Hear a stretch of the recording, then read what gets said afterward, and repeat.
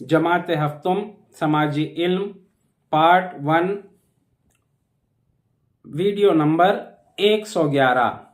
یہ video number 106، 107، 108، 109 اور 110 کا تسلسل ہے۔ سبق نمبر 10، نظام حمل و نقل کی اہمیت۔ سوال: ہندوستان میں مسافرین کا کتنا حصہ ریلوے کے ذریعے سفر کرتا ہے؟ جواب: ہندوستان میں مسافرین کا 5واں حصہ یعنی 20% مسافرین ریل کے ذریعے سفر کرتے ہیں۔ سوال: کیا تلنگانہ میں کوئی بندرگاہ ہے؟ جواب: تلنگانہ میں کوئی بندرگاہ نہیں ہے۔ اس ریاست کو لینڈ لاک اسٹیٹ کہا جاتا ہے۔ سوال: آندھرا پردیش میں کتنی بندرگاہیں ہیں؟ جواب: آندھرا پردیش میں 15 بندرگاہیں ہیں۔ سوال: آندھرا پردیش کی سب سے بڑی بندرگاہ کہاں واقع ہے؟ جواب: آندھرا پردیش میں سب سے بڑی بندرگاہ وشاکھاپٹنم میں واقع ہے۔ سوال: 2001 عیسوی تک تلنگانہ میں کتنے فیصد علاقے گاؤں میں حمل و نقل کے ذرائع دستیاب تھے؟ جواب: 2001 عیسوی میں تلنگانہ میں تقریباً 3/4 گاؤں میں حمل و نقل کے ذرائع دستیاب تھے۔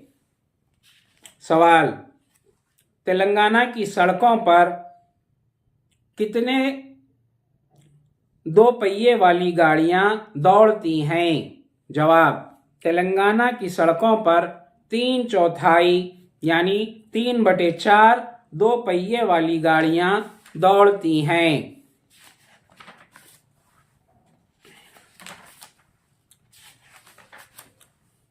سبق نمبر 11، نئی سلطنتیں اور حکمران۔ سوال: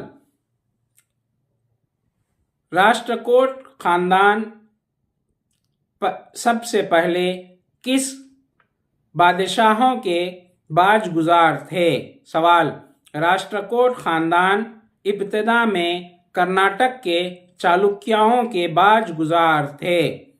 سوال: راشٹرکوٹ سلطنت کو کس نے قائم کیا؟ جواب: راشٹرکوٹ سلطنت کو دنتی درگا نامی شخص نے قائم کیا۔ سوال: ہرانیہ گربھا نامی رسم سے کیا مراد ہے؟ جواب: اس رسم کو برہمنوں کی سرپرستی میں ادا کیا جاتا ہے اور سمجھا جاتا ہے کہ اگر کوئی شخص پیدائشی غیر شتری ہو تو اس رسم کی ادائیگی کے بعد اس کا شتریہ کی حیثیت سے دوبارہ جنم ہوتا ہے اور وہ حکومت کرنے کے قابل ہو جاتا ہے۔ سوال: برہمنوں نے کہاں پر حکومت کی؟ جواب: برہمنوں نے کرناٹک اور راجستھان میں حکومت کی۔ سوال: کتبوں کے ابتدائی حصوں کو کیا کہا جاتا ہے؟ جواب: کتبوں کے ابتدائی حصوں کو پرشاستھیس کہا جاتا ہے۔ سوال: کتبے کن سے تحریر کروائے جاتے تھے؟ جواب: کتبے قابل اور لائق برہمنوں کے ذریعے تحریر کروائے جاتے تھے۔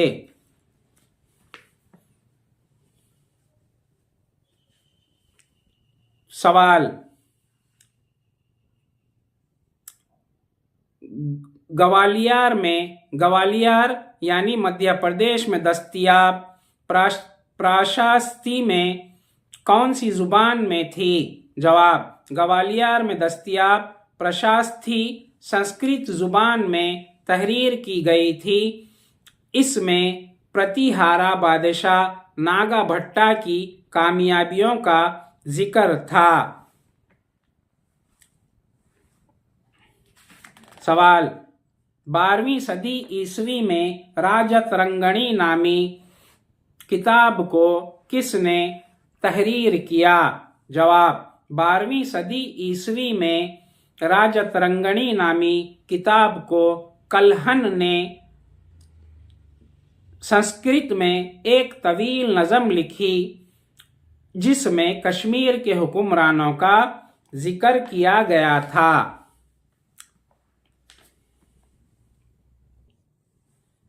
सवाल, चक्रवर्ती से क्या मुराद है? जवाब, चक्रवर्ती के मानी 3 दुनिया का बादशाह हैं। सवाल, गंगा की वादी में एक दौलतमंद इलाका कौन सा था? जवाब, गंगा की वादी में शहर कन्नौज एक मालामाल खित्ता था। सवाल, कन्नौज को हासिल करने के लिए कौन कौन सी सल्तनतें आपस में जंगें लड़ी? जवाब, कन्नौज को हासिल करने के लिए गिरजारा प्रतिहारा राष्ट्रकूट और पाला सल्तनतों ने आपस में एक दूसरे से जंगें लड़ी थीं।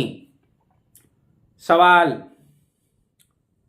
मौर्रखीन ने किस कशमकश को से फरीकी कशमकश का नाम दिया है? जवाब, कन्नौज को हासिल करने के लिए जो जंगें हुई थीं इसमें 3 फरीक़ैन शामिल थे, इसलिए मौर्रखीन ने इसको से फरीकी कशमकश का नाम दिया। सवाल, सुल्तान महमूद गजनवी ने अफगानिस्तान पर कब से कब तक हुकूमत की? जवाब, सुल्तान महमूद गजनवी ने अफगानिस्तान पर 997 ईस्वी से लेकर 1030 ईस्वी तक हुकूमत की। सवाल, सुल्तान महमूद गजनवी का खास निशाना कौन सी मंदिर था? जवाब, सुल्तान महमूद गजनवी का खास निशाना गुजरात में वाक़े सोमनाथ की मंदिर था। सवाल, सुल्तान महमूद गजनवी ने कौन से आलिम को बर्र सगीर हिंद की तारीख लिखने पर मामूर किया था? जवाब, सुल्तान महमूद गजनवी ने अल-बरूनी नामी एक फाजिल शख्स को बर्र सगीर हिंद की तारीख लिखने पर मामूर किया था। सवाल, अल-बरूनी की किताब कौन सी जुबान में है और उसका नाम क्या है? जवाब, अल-बरूनी ने अपनी किताब अरबी जुबान में तहरीर की थी। इस किताब का नाम किताबुल हिंद है। सवाल, चाहमनास हुक्मरानों का दूसरा नाम क्या है? जवाब, चाहमनास हुक्मरानों का दूसरा नाम चौहान है। सवाल, चौहान बादशाहों ने कहाँ पर हुकूमत की? जवाब, चौहान बादशाहों ने दहली और अजमेर के इलाकों पर हुकूमत की। सवाल, चाहमनाओं या चौहान हुक्मरानों का मशहूर बादशाह कौन था? जवाब, चाहमनाओं यानी चौहान सल्तनत का मशहूर बादशाह पृथ्वीराज सुव्वम था। सवाल, पृथ्वीराज चौहान का दौरे हुकूमत कितना है? जवाब, पृथ्वीराज चौहान ने 1168 ईस्वी से लेकर 1192 ईस्वी तक हुकूमत की। सवाल, पृथ्वीराज चौहान ने हुक्मरान सुल्तान मोहम्मद गौरी को कब शिकस्त दी? जवाब, पृथ्वीराज चौहान ने हुक्मरान سلطان محمد غوری کو 1191 عیسوی میں شکست دی؟ سوال: سلطان محمد غوری نے پرتھوی راج چوہان کو کب شکست دی؟ جواب: سلطان محمد غوری نے پرتھوی راج چوہان کو 1192 عیسوی میں شکست دی۔ سوال: کاویری کے ڈیلٹا میں کون سا خاندان حکومت کرتا تھا؟ جواب: کاویری کے ڈیلٹا میں مترایار نامی خاندان حکومت کرتا تھا۔ سوال: مترایار خاندان کس کے باج گزار تھے؟ جواب: مترایار کانچی پورم کے پلوا راجاؤں کے باج گزار تھے۔ سوال: مترایار خاندان سے کاویری ڈیلٹا کو کس نے چھینا؟ جواب: وجالیہ، جو کہ چولا خاندان سے تعلق رکھتا تھا، کاویری ڈیلٹا کو مترایار خاندان سے چھین لیا۔ سوال: تنجاور شہر کو کس نے بسایا؟ جواب: تنجاور شہر کو وجالیہ نامی بادشاہ نے بسایا۔ سوال: نشامبا سودنی نام کی مندر کی تعمیر کس نے کروائی؟ جواب: وجالیہ نامی بادشاہ نے تنجاور شہر میں نشامبا سودنی نام کی مندر تعمیر کروائی۔ سوال: چولا خاندان کا طاقتور حکمران کس کو تسلیم کیا جاتا ہے؟ جواب: چولا خاندان کا طاقتور حکمران راجا اول تھا۔ سوال: راجا اول کب تخت نشین ہوا؟ جواب: راجا اول 985 عیسوی میں تخت نشین ہوا۔ سوال: کس نے سری لنکا اور جنوب مشرقی ایشیائی ممالک پر حملے کیے تھے؟ جواب: چولا خاندان کے بادشاہ راجیندر اول نے سری لنکا اور جنوب مشرقی ایشیائی ممالک پر حملے کیے تھے۔ سوال: کس نے بحری بیڑا تیار کیا تھا؟ جواب: راجیندر اول نے بحری بیڑا تیار کیا تھا۔ سوال: تنجاور، گنگائی کونڈا اور چولا پورم کے بڑے مندر کس کے دور میں تعمیر کردہ ہیں؟ جواب: تنجاور اور گنگائی کونڈا چولا پورم کے تعمیر کردہ بڑے مندر راجا اور راجیندر اول کے فن تعمیر اور فن مجسمہ سازی کے عالیشان نمونے ہیں۔ سوال: کس کے دور کے کانسے کے مجسمے دنیا میں بہترین مانے جاتے ہیں؟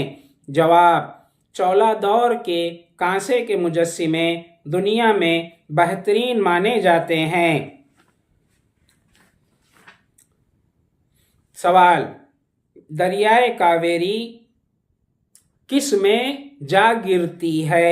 جواب: دریائے کاویری خلیج بنگال میں جا گرتی ہے۔ سوال: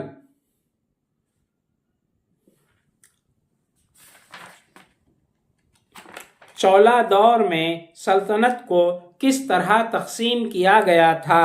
جواب: چولا دور میں سلطنت کو صوبوں اور منڈلوں میں تقسیم کیا گیا تھا۔